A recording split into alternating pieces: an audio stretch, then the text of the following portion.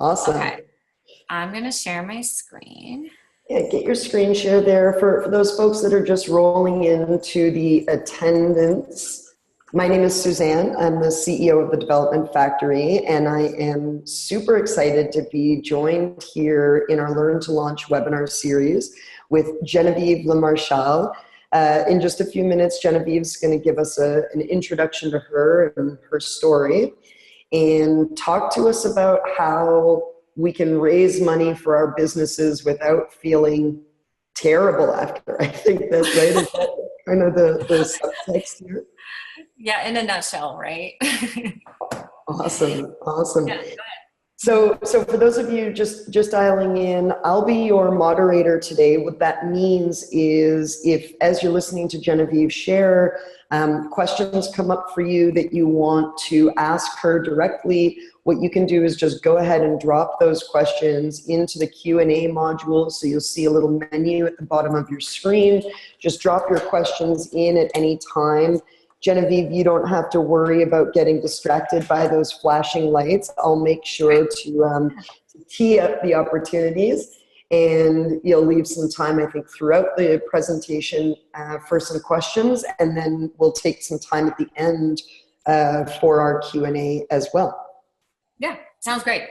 Okay, awesome. Well, we're just past 11 now, so what we'll do is we'll go ahead and get started, and if more folks want to join us, they'll just kind of keep right up with us. So without further ado, Genevieve, welcome. Thank you. Thanks. So today, so first of all, I'll introduce myself. I'm going to share a little bit of my story because that's pretty relevant to how I got into this, as well as the message that I have to share with everybody today. So my name is Genevieve LeMarchal. I live here in Portland, Oregon, in the Pacific Northwest, and I am I work in venture capital. I'm sorry. I'm a general partner for an early stage venture fund called FoundersPad. And I've been in VC for a couple of years now. I started, as I've discovered with most VCs, we all got into it in very strange roundabout paths. I thought everyone came through investment banking, which isn't necessarily true. But so I've got a couple years of experience as a VC, but I consider myself still quite a newbie. I think it's sort of a lifetime discipline, really learning to look at companies and learning to, and you don't really know how well you did until 5 to 7 years later. But also I have done some fund formations. I'm the founder of a fund called Accelerate Fund. And then prior to that, I was an entrepreneur myself for about 10 years. So I've kind of got a foot in both worlds, but early stage startups is really my area, my jam. So I want to talk with you guys today about essentially the three most important things, the three secrets that you need to know to raise your first angel or VC round effectively and get good terms, ideally get multiple offers or even oversubscribe and not screw anybody over. More often than not, the people who end up getting screwed over are the founders, are you. And a lot of the things that ended up screwing the founders over were things that could have been really avoided had somebody just sort of taken the appropriate steps and had the appropriate advice and counsel. And a lot of times you see situations that can't be fixed. I commonly think a lot of things can be fixed. Almost everything is fixable and figure outable, but there's a couple things that can't be. And one of them is your cap table. And another one of those is raising not enough money and things like that. So we'll get into some of that here in a little bit. So, you guys have kind of heard a quick thing about me. So I'm an entrepreneur turned VC. I have an MBA in finance, which is actually kind of weird for someone who is an entrepreneur for 10 years. So I have that. I'm a general partner at FoundersPad, which is an early stage venture fund here in the Pacific Northwest, and one of the co-founders of Accelerate Fund, which is actually a debt fund, as well as a 12-month accelerator program, education accelerator. I'm very, very, very passionate about educating entrepreneurs, particularly early stage entrepreneurs, particularly women and minorities, but really everybody. I am, this path has taken me into working a lot one-on-one with companies, particularly entrepreneurs that are very promising and companies that I think are really going to be successful. I'll work one-on-one with those businesses. And also for those of companies that are really early stage, maybe they're idea, concept, or pre-revenue, I teach sort of a foundational launch coach program through Apps Without Code, which is a really great program for non-technical founders. So my story is, I've been an entrepreneur in a lot of different capacities. My first business I ever had was, I think I was selling popsicles. at Greek Row in college. I did so many different things. Actually, I was selling stuff out of my apartment, my dorm room on eBay. And, I just didn't know that this was entrepreneurship. I just thought I've always sort of been kind of a hustler. And I had a coffee roastery for a short period of time. That was a disaster. I wrote children's books, which is where I learned to pitch, how to prospect and things like that. My whole family is actually investors. So they're in commercial real estate. So I just grew up always being around investors and seeing my family retain relationships with investors. And I always took that kind of for granted that I really understood how to raise money. I thought, in fact, for a while, I thought I didn't know how. Oh, that's weird. Can you guys hear me okay? We can. There's some weird feedback on my side. Let's see here. Is that fixed? I think so. Yeah, it's fixed. Okay. So my first tech startup was a company called Crowd Compass. It was in the early days of mobile. And we were building a platform that was launching mobile apps for events. We raised Series A for that just post-recession, and it was pretty difficult to raise that. And we burned that Series A raise very quickly. And that was when I first started to understand the importance of sales process and sales pipeline and forecasting and all that stuff like that. So, I ended up learning sales, and I'll talk to you about that in a minute. I had my own startup called Sadie at the time, and then I launched Accelerate Fund, we kind of fell into that as well. After a couple of years, as Sadie started to sort of wind down, I transitioned more to the VC world. I was actually approached by the general partner of the fund that I worked for at the time, and came on in a very informal capacity, sort of as an associate, helping with deal flow, and everything went from there. And now I do VC and advising. So that's sort of my story, but really where it all came is it started with what I call the absolute worst night of my entire life. I'm not kidding, the worst night. So it was, I was living in a no heat Airbnb in the middle of winter. It didn't have heat. And I remember sitting in the middle of my bed that night. It was in the first year of my business. I had just separated from my now ex-husband, and we were going through a divorce, and my whole world was just crashing down around me. And I was kind of just holding on to this business because I felt like it was the only thing I had left. And we were missing payroll.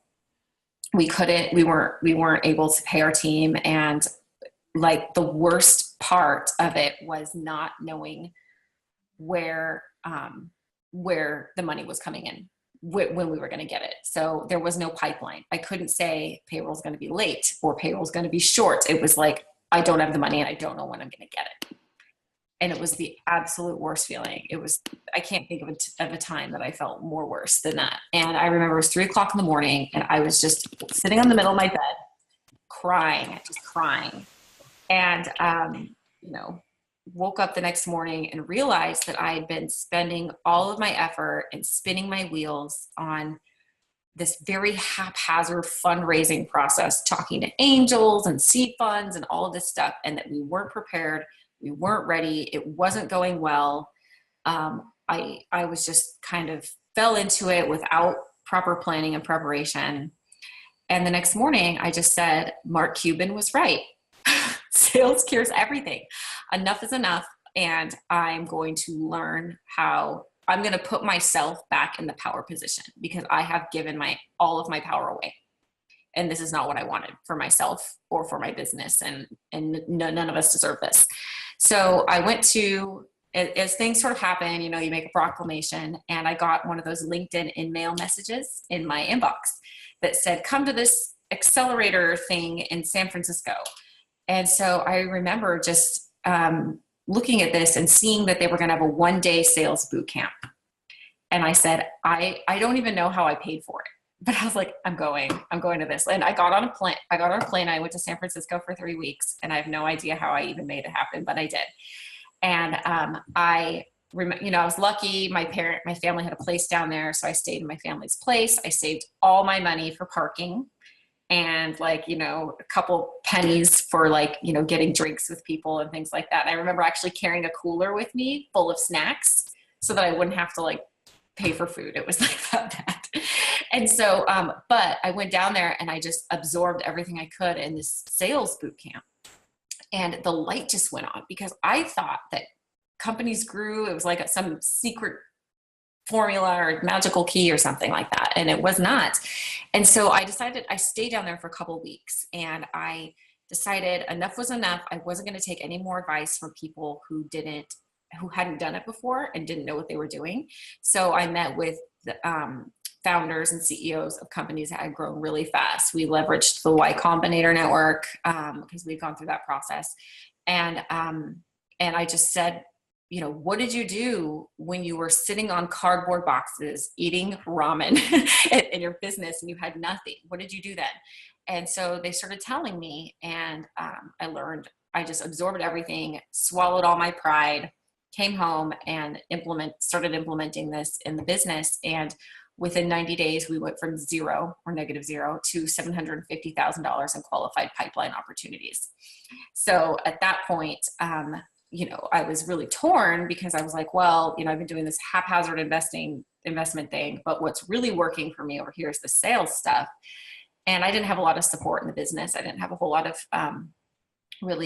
sales support to kind of help me keep that sales pipeline running.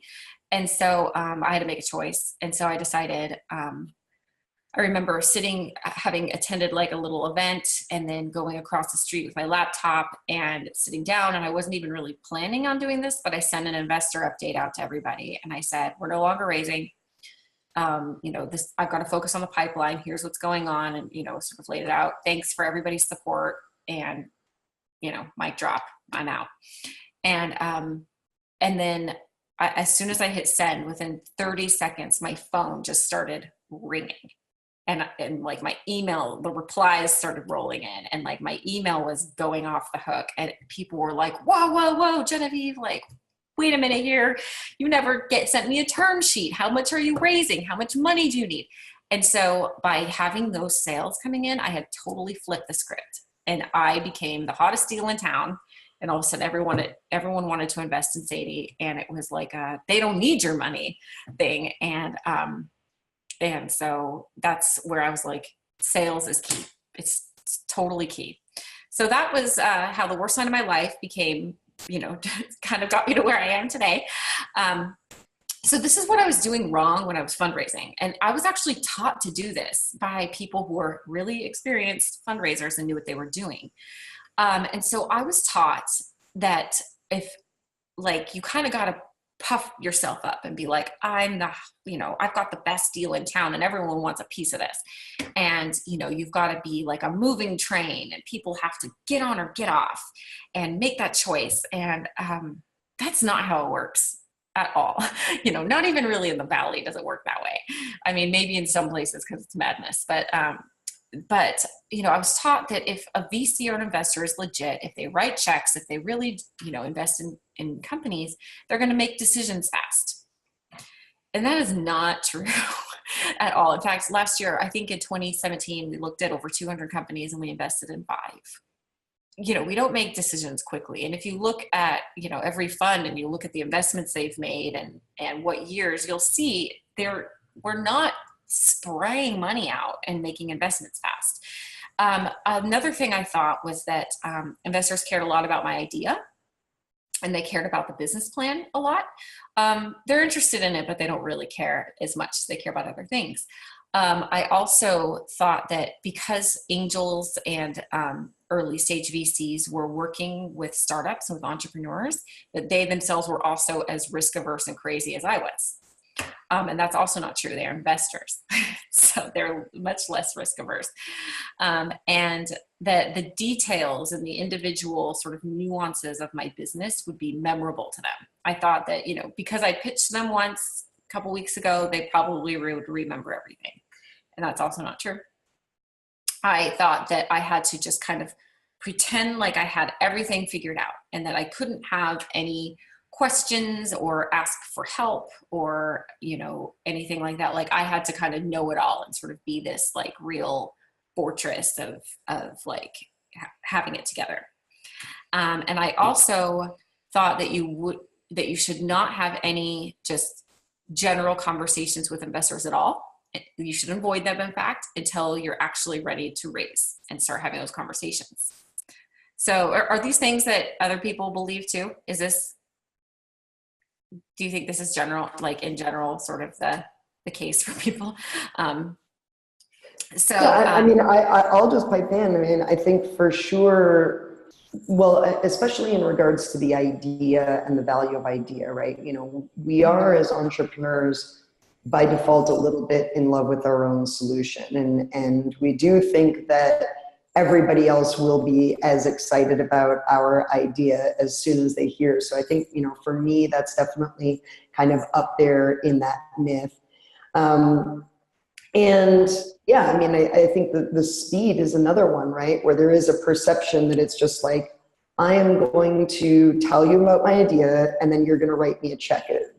Social media shows, they continue to support that perception as well. It's like, right away, let's get the checkbook from the back. That has happened. I mean, you hear about that happening too, particularly, you know, in San Francisco, you know, and things like that. But it's even down there, it's not common.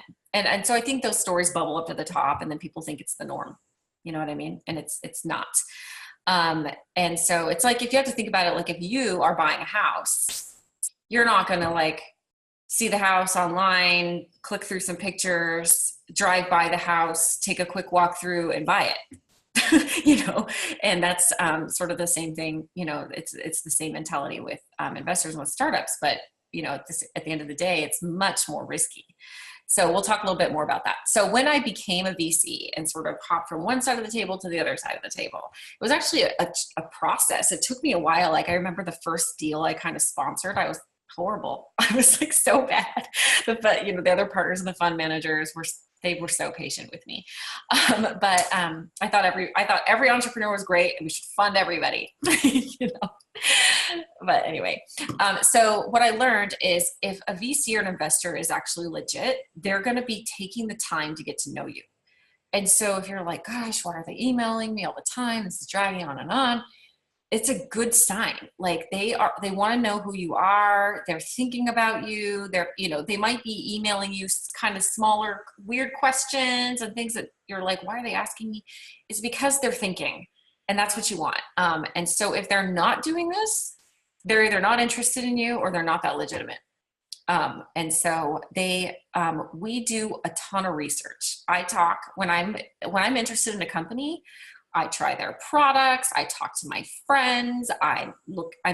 It's sort of like becomes consuming. And I think a lot about you, your business, your team, what we talked about, and it's in my brain.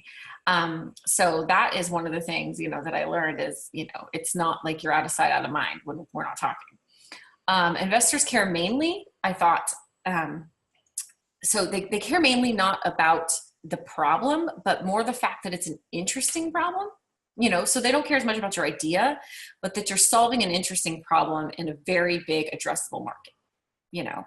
So your idea is going to change. You're going to pivot a couple times. So whatever you're telling me is probably not going to be what you're going to be actually doing. But if the problem you're solving is interesting and worth solving and needs to be solved and the market is really big, regardless of how you pivot, there's going to be a direction for you. And so that's one of the things that, you know, I kind of look at too. And also, of course, the founder and their team is what matters the most. So at the end of the day, even if it's a really big market, a really big problem, and a really great tech or a really great product, if I don't like the founder, or if we're just not like jiving very well, and I don't think we're going to work together for the next 5 foreseeable years, then I'm not interested. Also, VCs and angels are investors. So, you know, as an angel, if you're an individual, it's your own money. And so there's, you know, that's a different element entirely than a VC or a seed stage, sort of a seed stage fund.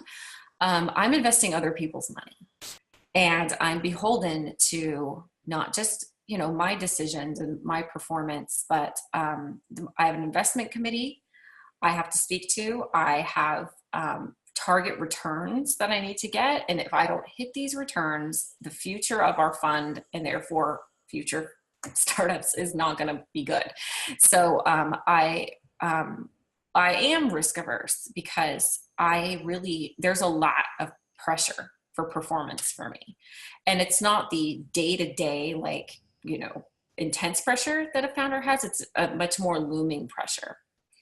And so, you know, what I worry about at night is that, you know, I'm going to, you know, invest in a founder who, you know, 6 months later tanks their business, or, you know, like who turns out to not be a good founder, and I'm going to have to answer to that. And it happens, you know. And then we process a lot of information every day, like huge amounts of information. I get inbound inquiries and, you know, sort of pitches, Twitter and LinkedIn and email, and like individuals, you know, introductions, and you want to give everyone a really fair shot, you know. And so you read it, and you're like, you know, it's sort of this like, what is this? Do I look at it? Do I not? You know, your filter becomes very, very taxed, you know, and then you have your current deal flow. So I'm thinking a lot about the companies that are in the pipeline at the various stages and all of this stuff. And then you've got your existing portfolio and managing the companies that you currently have and the problems that are coming up there, and that stuff. So there's just a lot going on in a day. And so it can be hard sometimes to recall details. Sometimes if I talk to someone a couple months ago, I won't remember who they are. And it's not that I don't want to, it's just there's so much inbound information, the filter gets very difficult. And so I need to be reminded of, you know, what someone is. Their, you know, elevator pitch statement needs to be, oh, I'm so-and-so, I do this. Do you remember? Yes, I remember, you know. And then also, they know that, you know, that you have very little actually figured out in your business. So if you're pretending like you have it all figured out, it's a red flag. It's a little bit of a worry, because you're going, is this person coachable? Are they going to come to us when there's a big issue and allow us to help? Or are they just going to pretend like they know it all? You know?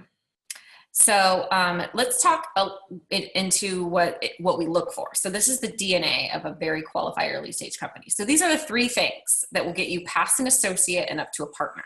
So what a lot of people don't realize is, in medium-sized to large funds, as well as even a couple small funds, if you're talking, the title of the person that you're talking to, just because you're talking to someone from the fund doesn't mean that you're actually in the pipeline, in deal flow and being considered. So if you're talking to someone who's an associate, you are likely not even on the radar for investment. So those associates are just sort of running the filters that I just have to have my brain do. And so if you are not talking to a partner, then your likelihood that you're being actually considered for a check is very low. So that is one of the things that you need to be cognizant of if an associate doesn't seem to be passing you up the chain. So the first thing that's most important is traction. And in this case, traction means sales. It does not mean people told you that your idea was good. And it does not mean that, you know, you release some new features. in your product. It means that once you have an actual MVP that people can use, actual customers paying you is traction. And so this should be the primary focus at this stage. Focusing on strategic partnerships is great for marketing as long as it leads to traction. So having, established a strategic partnership with a great brand, but if it hasn't led to traction, that doesn't mean a lot. Does that make sense? Okay, so traction helps you because it helps you build a strong BATNA. A BATNA stands for Best Alternative to a Negotiated Agreement. It's your ability to walk away. So if you have traction, if you have revenue coming in, you're able to say no to a bad deal. And if you don't, your back is up against a wall and you have to take whatever you're offered, like me on my worst night of my life, and it's not a good place. So having traction will also extend your runway longer. So your burn rate, everyone's heard this, run rate, burn rate, all these kind of words.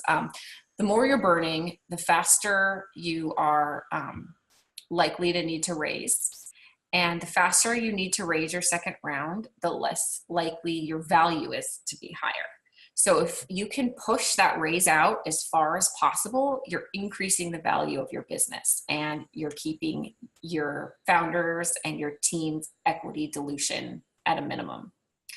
So I just want to interject on that and clarify. So when you talk about pushing out the fundraising to increase value, I think the important underlying idea here is the presumption is you're taking more time to get more traction, to add more value. So it's not just simply that more time between raises is automatically equivalent to an increase in value. In fact, it can work the other way too, where if you take a long time and you burn a lot of capital and you don't make improvements and you don't learn from the experiments that you're running, you could actually be in risk of having less value in your business.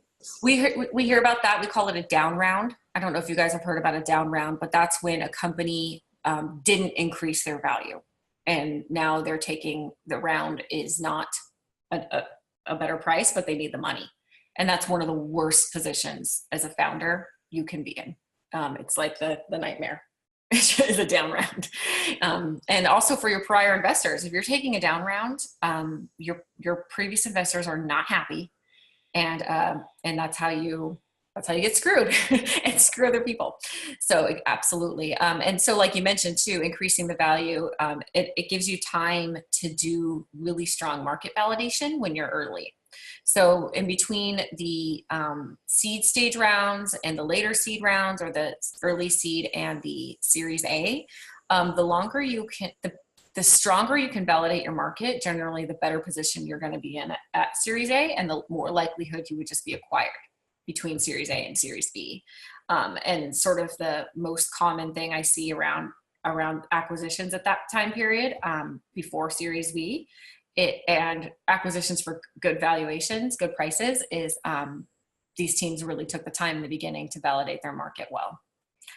And then traction helps you because you're getting to prove a concept and product market fit a lot faster with your product. So you aren't necessarily having to be in this vacuum of just yourself and your team and people telling you they think your idea is good. You're getting to actually get the validation much faster. And so the companies that I see that aren't getting out there and making the sales are the ones that are not at proof of concept, 6 months to a year, and they're still reaching out and having conversations at this point. We're just not interested, and also you can pay yourself and your team more. So, it's, that's always a good thing. A lot of times people start to get really worried about starting to lose key team members because they can't pay them. And if you've got enough traction and you've got some customers coming in and you have the ability to sort of hedge that and keep your team, that is huge. And especially if you are leading up to a raise or you're in between raises. So having notable traction is generally what will help you negotiate better terms. If a company has really interesting traction, I'm immediately interested, even if I don't get the market and I don't get, like, a lot of things I hear, I don't get it. And that's, It just means I need to educate myself, or we have to rely on our mentor networks in order to help me with due diligence. But if there's traction, and the traction is interesting and good, I will look at it, even if I don't understand the product very well or what they're doing. And also, you know, again, customer feedback, people saying they like the idea, people telling you they would buy it, is, it just doesn't matter that much. It's sort of like, interesting, you know, it's money in the bank. That is what matters. People having paid you for what you're offering. The second thing is building the best team that you possibly can. So if you have a venture fundable business, while you're in the stages of refining your idea and while you're in the stages of building the initial MVP, your primary focus should be building your team and strengthening, you know, the foundations of your business, not fundraising. You shouldn't be trying to raise money at this stage for a product that doesn't really exist yet. There are some exceptions to this rule, but, you know, as a blanket statement, your focus should be on your team and building your product. So your team is really, at the end of the day, the make or break. One of the things that we see for a lot of people is, you know, they get down, they start building their deck, and they get to the team page and they don't have anyone to put on it. So they kind of puff up their team roster with people who aren't really on their team. Like I've seen decks sent to me, like circulated to me, where I was on their team. And I was like, I had coffee with this person once. Like I should not be on their team page. But I was on their team as an advisor or something. And I was just, you know, it's not good.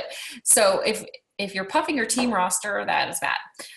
Investors might like you, but if you don't have a good team, or if we don't like the team, then we likely won't invest. And this is something that I personally had dealt with in the past, was, you know, investors not liking the team. And it's a thing that we run into a lot, where we will really like the technology, we'll think the founder's okay, but we won't like the rest of the team. And, you know, it's an immediate deal break. So the business model and the market and likely everything that you're going to do is going to change, like pretty much almost everything. But the team generally doesn't, especially if they are true founders, and who have, you know, common stock, founder stock, common stock. And the wrong people in your company and on your team will create drama. They'll slow you down. They will milk the business. They'll drain resources. They're oftentimes really expensive.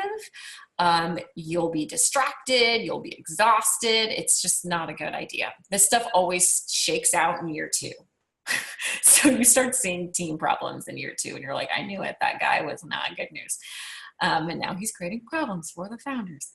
Genevieve, can you give us some examples of, like, from your perspective where you sit, what are the signs of a bad team or the wrong team members? Like, how does that look on the outside when someone's coming in?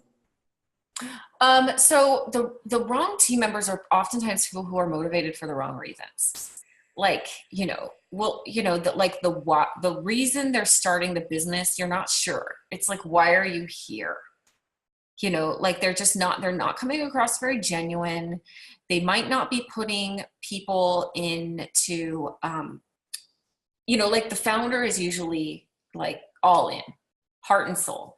And if the team is, if it seems like they're there for not for kind of personal gain, you know, it's kind of hard to explain, but it's like, oh, this person's here because but if they don't raise this round, he's out. You know, he doesn't want, he's not going to be here anymore. It's sort of like that. So like one example of like someone who was probably detrimental to the team is one of my startups in the past. We had a salesperson, and this salesperson was, had set up a commission plan that was very, very favorable to him and detrimental to the business. And then as soon as it started to hurt the business, he wouldn't change it. And so his interests were not aligned with the business. His interests were aligned with his personal gain. And so that would be an example of someone who was on the team for the wrong reasons. Thanks. One more question. I'm aware we got to keep moving along because you've still got some slides to share, but us in our audience, raises the point that, you know, building a great team comes with a price tag. And so what advice do you have specifically for how you go about doing that? Is that something that you ask your angel investors? Is that part of what the angels are funding, is giving you room to go out and secure a couple of good people? Or how do you kind of avoid that chicken egg situation? Your core team, in the beginning, like if you really have no money to pay them, your core team would be working for equity, you know, and a lot of founders will be very stingy with their equity. So they want to raise money so that they can pay these people so that they don't have to give them as much equity. And that's generally not a good way to go. You know, so like you're in the early days, like the very, very critical people. And a lot of times people will think someone's really critical who's not. It's like they just met them and they really like them, but they're not super critical at this stage of the business. But like, you know, for example, if you're a founder and you really need sort of a technical co-founder, and it's not somebody that, you know, something you can do on your own or whatever, your technical co-founder who is core to the team should be compensated with primarily equity. And, you know, we don't want to necessarily just see that the amount, the money that we're going to put into the business is just going to pay to keep the people who are already there around, you know. Now, of course, we do think the money we're going to put into the business is going to like maybe give some people some salary bumps so that they can keep doing what it is that they're doing. But, you know, if you want to be able to like hire a CTO to pay market rate.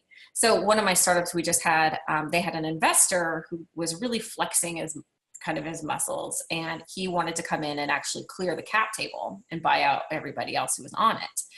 And what happened was he said, I'm going to give you $500,000 and I want you to use this money to hire a CTO, 3 in-house, like, you know, developers. And I want you to not do any work with your offshore team. And I want you to do this and that. And he was really throwing his weight with her.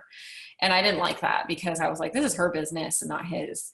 And so at the end of the day, she ended up finding a great product person and a really good CTO who could collaborate really, really tightly with her offshore dev team. She paid him in equity. He kept his day job while they're doing this, you know, so he's still working his day job, but she gave him enough equity to get his skin in the game. And then as soon as they close the round, he's going to quit, but he's showing up. He's like, you know, on the calls, he's really there. And so I feel comfortable with this solution because, you know, this person is putting their skin in the game. She's not having to give away control to somebody in order to hire someone who, and if she hires someone as an employee, we all know that people don't stay. So she would likely burn that 500, you know, in 12 to 18 months, the team would be gone. You know, that's just not sustainable. Right. So, you know, lacking traction again, and a good team dilutes your value. And it's just, those are the two things. So the last thing is communicating the why and telling the story to an investor. So this is something that will make an associate or an investor really get it. And a lot of people just kind of miss this whole step. So people will start, these are the Simon Sinek golden circles, start with why. A lot of people tell me, they'll come to you and they'll tell you the how. I made this product, here's how it works, and here's what we're going to do. But why do you do this? You know, I don't understand it. And so if I don't understand the reason why this product needs to exist, the pain that it's going to solve for the customer and how it's going to change the marketplace, to me, it's not venture fundable, you know, because I'm looking for a certain multiple, a certain return, and a certain exit. And so if you just come to me pitching a platform and some features, you know, I'll be like, okay, well, I guess it's sales automation. I guess that's a big market, but it just isn't making sense to me. You know what I mean? And then I need to know what makes you special or unique. So if somebody says, you know, there's a lot of people who are kind of tackling at this, but we believe they're doing it wrong because they're doing it this way. And really the way that needs to be done is this way. I'm going, oh, I get it. You know, but if people don't do that, then then I don't understand. So you've got to start with the why we do this, the pain it solves, and why we're even, giving up all of our creature comforts to start this business. Here's how we're going to approach it, and what we're going to offer.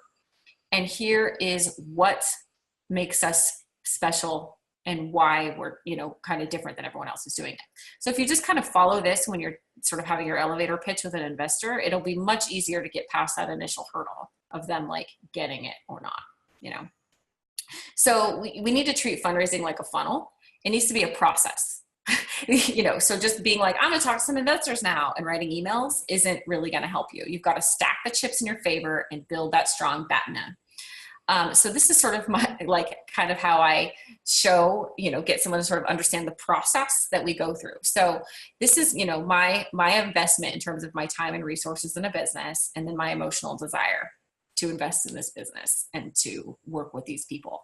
So in the beginning, maybe we've had one phone call or something, maybe we've exchanged some emails, but I'm likely to not remember a lot of this. So if you pop up 6 months later, you're in the who are you again stage, because it's just not, I haven't spent a lot of time, I haven't expended a lot of resources learning about you yet. And, my kind of emotional desire is relatively low. As time goes on, at this point, maybe we've met in person a couple times. I've started to kind of do some research. I'm starting to actually turn over rocks and look into things. And I start to get more invested, more interested. The equity in my brain, the piece of the pie you're getting is expanding. And then at a certain point, here, when I've started to build a personal relationship with the founder, I start to really kind of get them, I start to like them, and I really want them to be successful. I start selling you to other people. So part of what we do, especially in early stage, is we're packaging deals. So we're kind of structuring and architecting deals. And so I'm convincing other people of why they should come in as well, because, I don't want to be the only check. And, and if they're talking, I might be back channeling with other investors. I might be talking to other angels because I want this to be successful. So I'm selling you on your behalf, and I'm expending a lot of mental and emotional energy to do that. So that's when I believe that's when you get to the I want it now, damn it stage. So this is like when I've found out that I'm not going to get a deal, and I'm like, get in my car and drive to that person's office and show up, and I'm like, we need to talk, that's when, and I have done that. And that's when I've gotten all the way to this stage, and I'm going to lose a deal, and my emotional desire for it's very high, and my investment in this business is very high. And then at any point, someone can just be kind of labeled as a time waster. So if you're on this track and things are going well, and then all of a sudden, maybe we're here in the middle, we've met once, and then all of a sudden you're just like, Genevieve's not coming around, she's not going to write a check, blah, blah, blah, blah, blah, and you just blow me off. I've just deemed you a time waster. You wasted my time, and at that point it's like, don't even bother. Once you've been deemed as someone who's a time waster, just don't bother. And so another thing we've had happen is one time someone like fired their entire team. Like I was in I want it damn it stage, and they fired their team. And I was just like, I don't even care if you go out and hire a rock star team. I'm like so over this, so this is kind of the stage, and this will take you, if you're a qualified early stage company, which means you're a good fit for the fund or what we're looking for, and everything, your check, your raise is working and everything's meeting our investment thesis, it'll take 3 to 4 months. This does not happen in a week. So, you need to also, keep that in mind when you're starting to plan. Well, and I want to jump in here, Genevieve. First of all, I absolutely love that last slide and really, really appreciate the candor that you bring, because I think a lot of us who, if we're on the outside of the fundraising process, we perceive that there are these emotional journeys that the investor must have, but it's not often made transparent. The question that comes up in my mind is, what is that fine line that somebody who's seeking funding should walk between being patient, accepting that this is a 3 to 4 month process, and not writing you off too quickly? Or put another way, what's the balance between staying in touch and starting to kind of harass an investor, you know? Well, so I think you're not harassing unless you're literally emailing like constantly asking to meet and you have no new updates, you know? And so like in general, if you're in pipeline and you're moving along at a reasonable clip, then I would just be fine. When you're at this early stage, the who are you again stage with that initial phone call and the initial emails, a founder needs to ask what the process is. What's the process like? You know, what should I expect? Because each fund is kind of different. And so if a VC sort of blows you off and doesn't tell you what their next step is going to be like and what you can expect, then they're likely not really that interested. You know, if they're not like, I'm going to circle with my team, I'm going to get back to you Wednesday, you know, like that. You know, if I'm really interested, I'll tell someone when they'll hear back from me. I'll be very clear about what it is that they can expect, because I want to make sure that, you know, I'm not going to lose them at some point because they don't like our terms or they're not a fit for us or something like that. You know what I mean? And so, but people need to ask. So if you're just like, okay, that sounds great, bye, you know, and you disappear, you know, then it's not great. And so then, you know, if we talk and I tell you kind of what to expect and you don't hear back from me, you know, you could email and say, oh, hey, you know, just touching base, blah, blah, blah. My email might be like, oh my God, I was totally busy, you know, or we didn't meet this week, or, you know, whatever that might be. But, you know, at that point you can follow up, but I would utilize the sales technique here of closing for the next step. So, you know, ask that person, you know, when should we talk next? And if you're interested in continuing to work with them, you know? Yeah. So, okay. So what should you guys be doing to get ready? So in most stages, early stage investor, me, a lot of people are going to want to make sure that you're doing everything that you can prior to funding. So we want to make sure that you're not just going like, oh, I built a thing, I'm going to go get someone else to now pay for us to build it. You know, like, no, we want to make sure you've exhausted all the options. You're doing everything that you can. And the most logical, best next step opportunity is to fund your business. And so this means oftentimes we're going to be looking at your runway, and we're going to be looking at your burn rate, because we want to know that our equity investment is going to go directly towards you meeting a significant milestone, which is usually we want it to get you to the Series A, the next round. And so if it's like, oh, our equity investment is going to be burned on your team because you guys don't have enough sales, and it's, you know, then it's not going to work. The only time that really we see this in venture is in medical technology and in biotech, where rounds and rounds and rounds of funding are just burning to get like incremental improvements. So don't just talk to anyone and everyone. That this also comes up. I get a lot of like pitches for people who are raising like ICOs. We do not do ICOs. You know, like if I tried to bring an ICO to my investment committee, they'd kick me out the door. So, you know, it's a waste of this person's effort and energy to try to pitch me on something that's like a tokenization type of instrument. It just doesn't make sense. So create a plan. How are you going to structure your raise? What are going to be your sources and uses of capital? Will you raise equity? Are you going to raise debt? Are you going to raise a blend of both? What are the terms going to be? Why are those terms advantageous? Like this plan creation often gets skipped over. People leave it to their lawyer to say, create the plan. We're going to give it to angels and see who bites. We're going to shop it. And really, you don't want to do that. You want to architect a nice deal that people want. So then do your homework on the right angels and funds. We primarily invest in the Pacific Northwest. So if someone comes to me from Atlanta, it better be like really, really, really, really, really good for me to consider it. And, you know, so, or, you know, if you're not in our investment area, you know, it's just, you're wasting your time. So then I would say start building your Rolodex of investors and angels, but don't start pitching them too early. So you could start to meet people, know who's who, what are they interested in investing in, what do they like get to know who they are as people. And then you'll know how to have those conversations with them when you're ready. And also figure out, like, realistically, your likely future exit. Don't be crazy about it. Don't be like, Facebook exited for blah, so we're going to do the same. Like, there's things like PwC PitchBook, and there's, Crunchbase, and like places you can look and see what are the kind of likely exit and who would likely maybe buy you.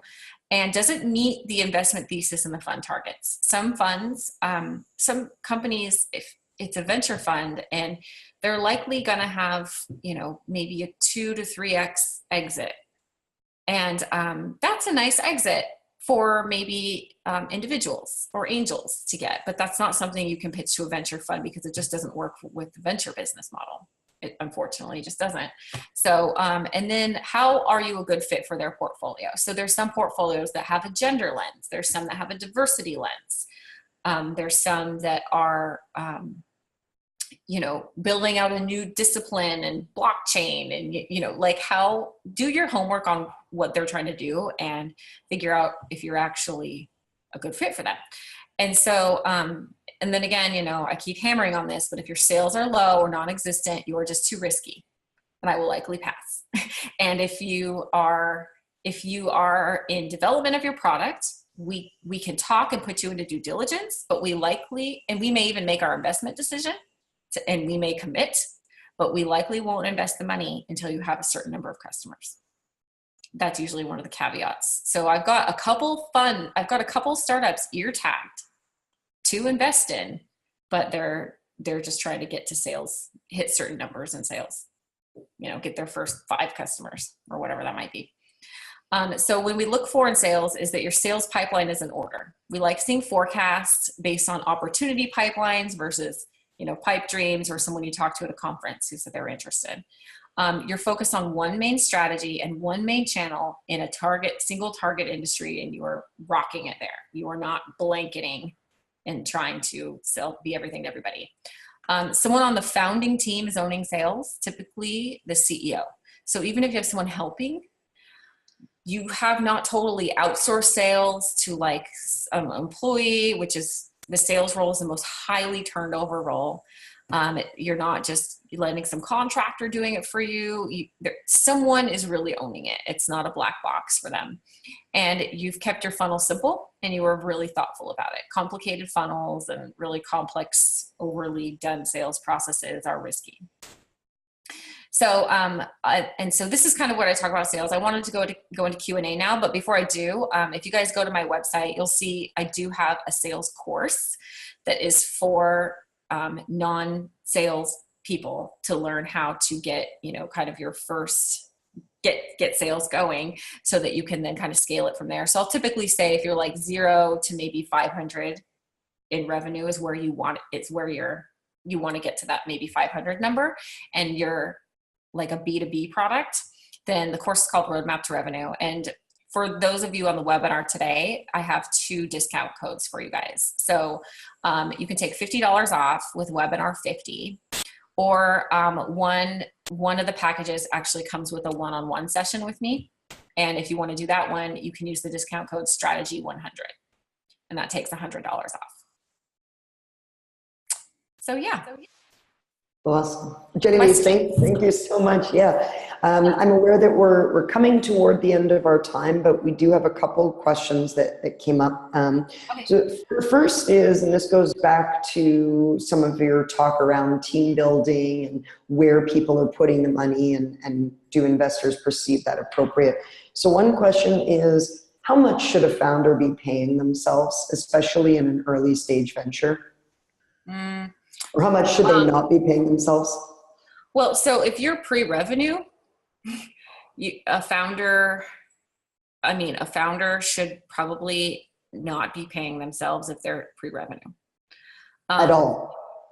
Well, so it depends. If they are, if you are, so I've seen some exceptions where somebody was like building an AI algorithm and it, and they had orders lined up and, kind of all this stuff. And they raised a small seed round and the founder paid themselves kind of a small amount in order to be able to work on it full time. And that was fine. It kind of depends on the financial forecasts. You see this a lot with MBA business plan competitions where you've got the founding team paying themselves like $250K a year salaries in year one, and you're like, not going to work, So, we definitely want the founders to not be totally not paying themselves, but we also don't want to see them, overpaying. But what we do like to see is with a couple of years in that the team is being paid market rates. So if your salaries are making your pricing models not work, then that's a problem. But in the first year, it's sort of just like do whatever it is you can. So as a founder, before you jump in full time, you're going to want to make sure your personal situation is stable, because get rid of unnecessary expenses, make sure you've got a significant amount of cushion, talk to your family about what it is that you're going to be doing, and really make sure that you've got your personal ducks in a row to prepare for the fact that there may even be times that you won't be taking pay for a couple months to make sure your team gets paid. Well, the follow-on question from Uma is, what about advisors? So this goes back to kind of team building, but if you found some folks who, could really genuinely help to puff up your roster and advance your business, not just borrowed images from people who never said they would be on your team. How do you compensate them? Is there kind of a standard that you've seen? Well, actually, so that's part of the investment thesis for my fund, for FoundersPad, is we do come in with a mentor team, an advisor team, and our process works, and it works better than other ones I've seen because we actually put people on a scoped engagement. 18 to 24 months, there is a scope. Their engagement with you and your business is defined. Their expectations are clear. It's not just like, oh, you'll help me, I'll help you, handshake. It's very clear. And with FoundersPad, we actually take a warrant from the business. And a warrant is not worth anything unless the company becomes worth something. So, it's skin in the game on both sides. Our mentor teams are compensated to help and they feel more like invested. So I wouldn't compensate someone who agrees to have coffee with you every once in a while or somebody who's going to give you general advice. But I would create some sort of arrangement, whether it's equity or a little bit of cash or blended, as long as there was a scoped agreement in place and the terms for that person to help you were very defined. Great. And that dovetails very nicely. One last question that we have time for, and then we'll hear from you briefly about how folks can get in touch with you if they want to continue this conversation that we've been sharing. But how involved should investors be, or how involved should we expect investors to be? Obviously part of your differentiator at FoundersPad is kind of this level of engagement and support, sort of guided support. But is that typical? Is that desirable for the founder rather? The earlier you are, the better it is to have good investors with relevant backgrounds be involved. There's, we talk about smart money versus kind of like just money. So like, let's say you're going to be starting a apparel line and one of your investors has a really deep background and experience in e-commerce and footwear and, has done this and can bring resources to the team and can help you with all kinds of stuff. I would consider that investor a smart money investor. And I would allow that person or even ask for that person to have more involvement in the business versus someone who's just says, maybe it's, great Aunt Mildred, and she likes what you're doing and she wants to help. You do not want great Aunt Mildred poking around in your office every week. So, the expectations you would need to set with her for her type of involvement would be that she receives a quarterly investor update. and that's it. You know, and so and also make sure a great Aunt Mildred is an accredited investor.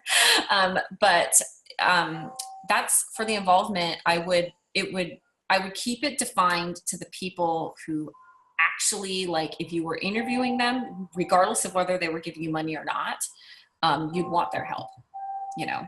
And then, and always just be very defined about it. That's one of the biggest areas that kind of these relationships go sideways, is they're not defined, you know? Yeah.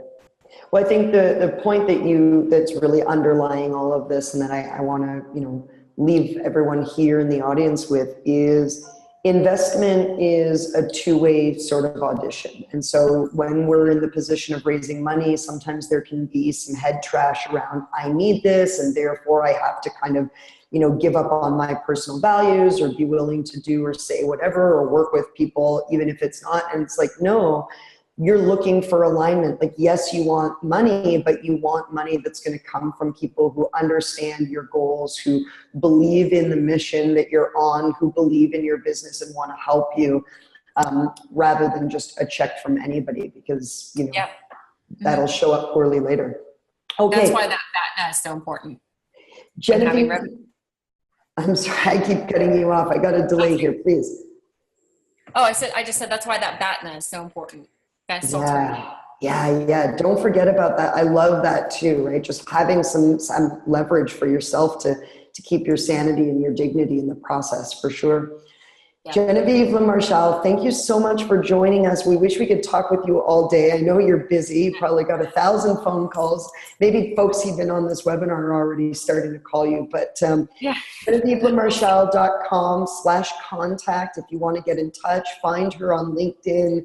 Go and take this course, this sales course, by the way. I can't speak highly enough for this, right? Learning how to sell is an integral life skill. It's an integral skill for founders, and, you know, building your own business, and, you know, to get that expertise from somebody who has been on both sides of the table is invaluable, and you get free money back. Who doesn't like free money? So webinar 50, strategy 100, those are the codes for today's conversation.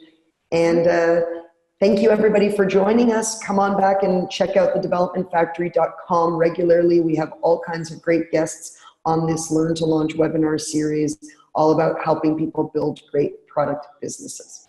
Okay? Great. Thank you, Genevieve. Thank you, everyone. Thanks, everyone. Bye.